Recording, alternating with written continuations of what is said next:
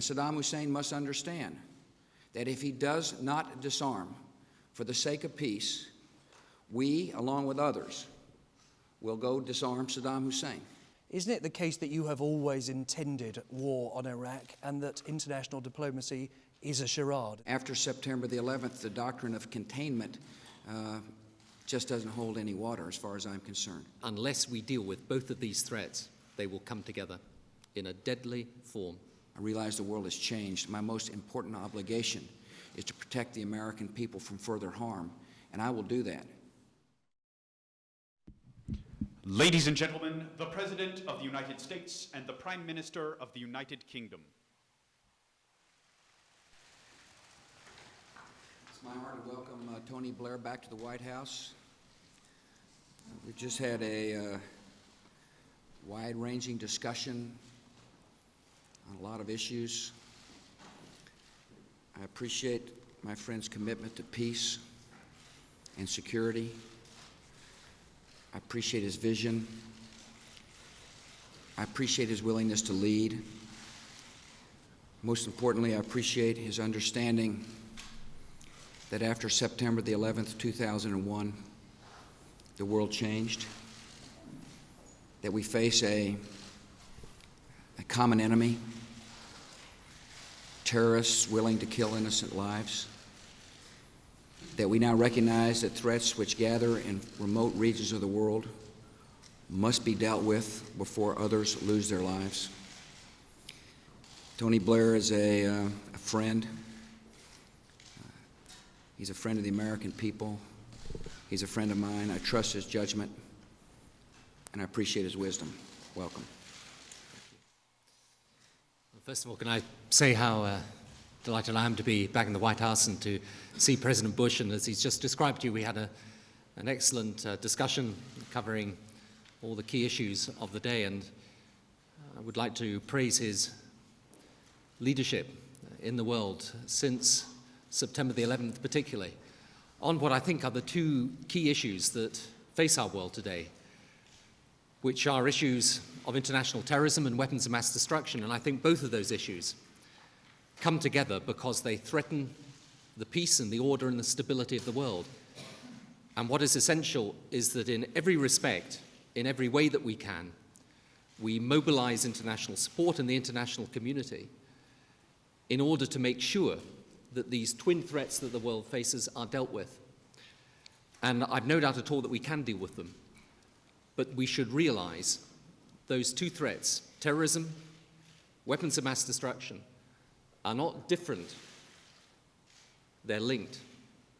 And dealing with both of them is essential for the future peace and security and prosperity of the world. Thank you. Fournier, here's what we're going to do. I will call upon a reporter. The Prime Minister will call upon a reporter. And we'll do this 3 different times. We'll start with you. Thank you, sir. First, quickly to the Prime Minister, did you ask President Bush to secure a second UN resolution and to give the inspectors more time?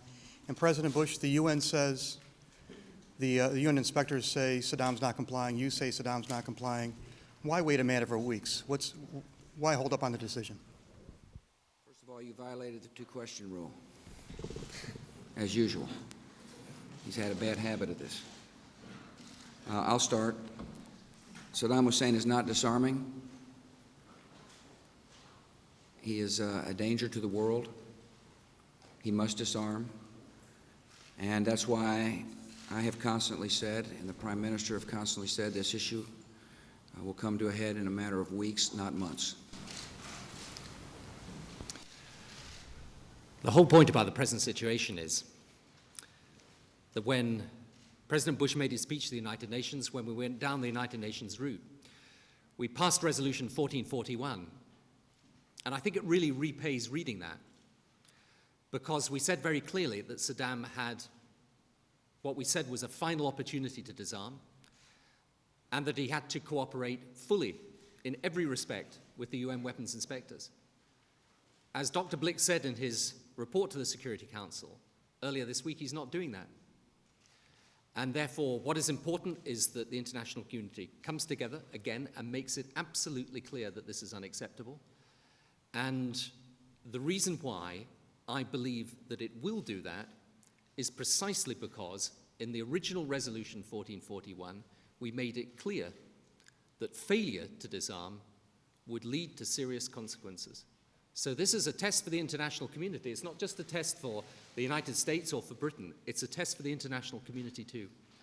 And the judgment has to be, at the present time, that Saddam Hussein is not cooperating with the inspectors and therefore is in breach of the UN resolution.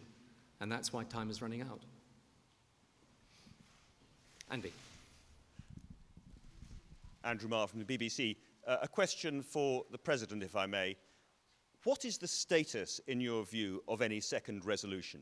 Is it something that you think it's worth spending time and energy trying to assemble?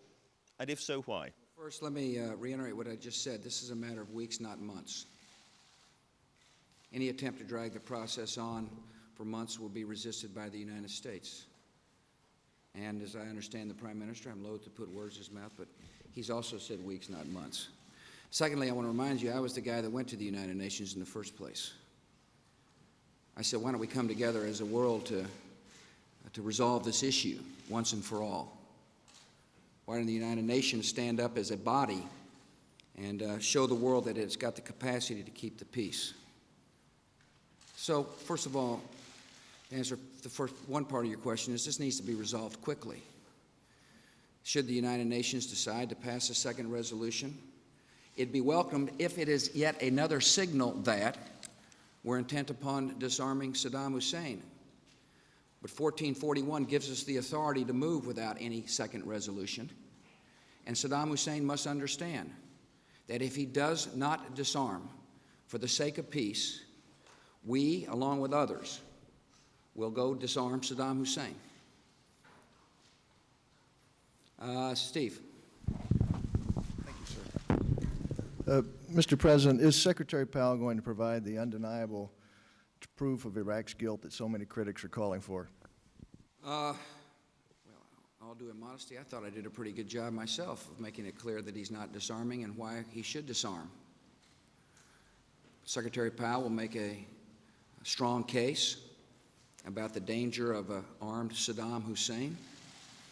He will make it clear that Saddam Hussein is fooling the world, or trying to fool the world.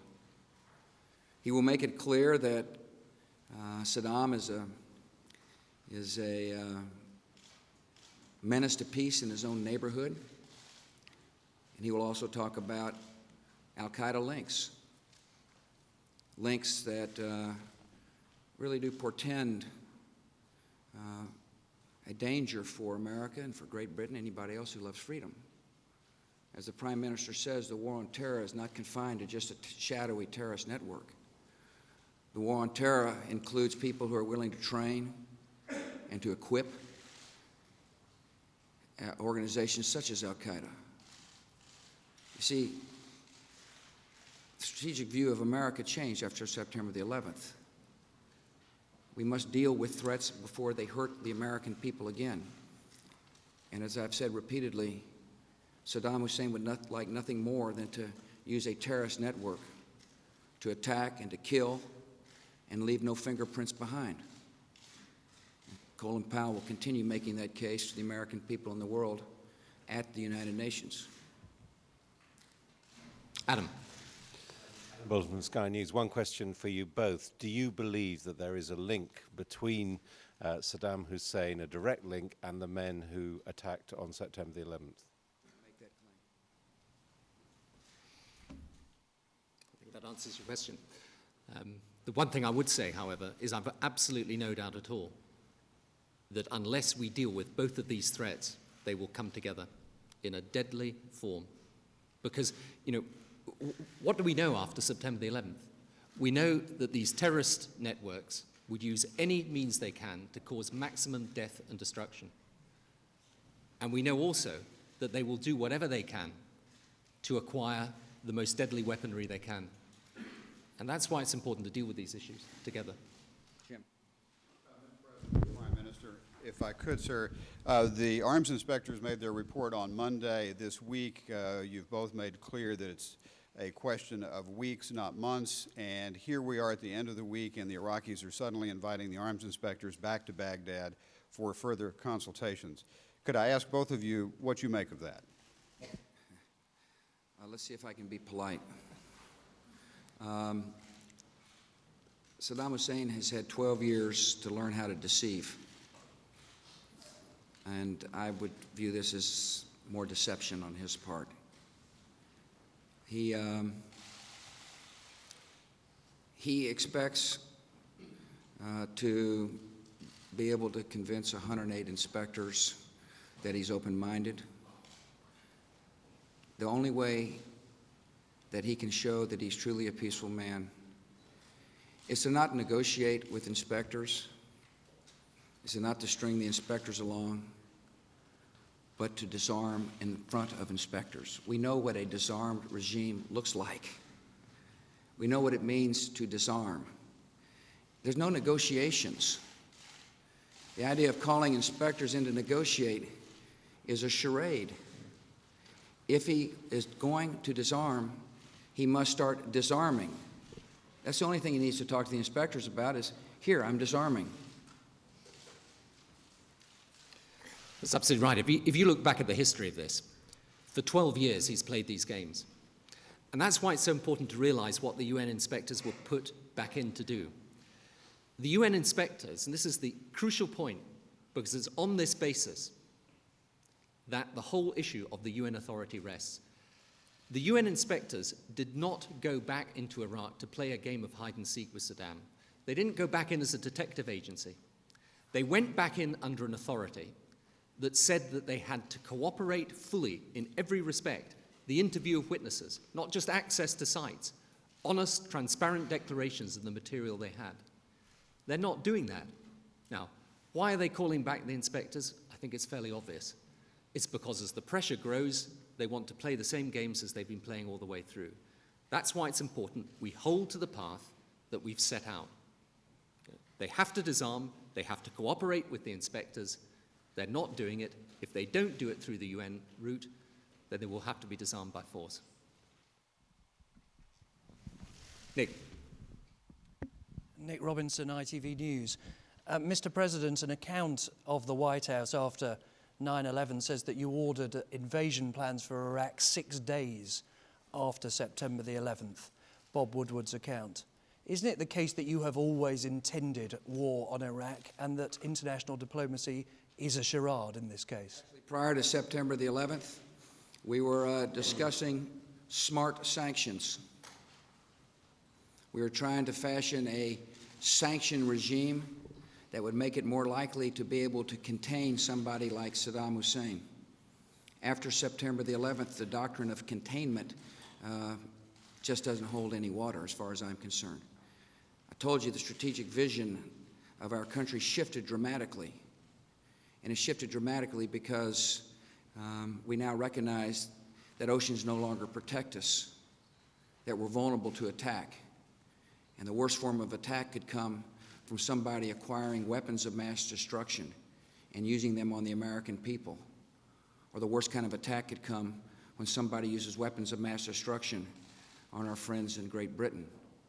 Recently, Tony Blair's government routed out a poison plot. It should say to the people of Great Britain, there is a present danger, that weapons of mass destruction are a danger to people who love freedom. I want to congratulate you on your fabulous job of using your intelligence and your law enforcement to protect the people of Great Britain. Today, Italy rounded up yet another cell of people who are willing to use weapons of mass destruction on those of us who love freedom. And so, no, quite the contrary. My vision shifted dramatically after September the 11th because I now realize the stakes. I realize the world has changed. My most important obligation is to protect the American people from further harm, and I will do that. Thank you all very much.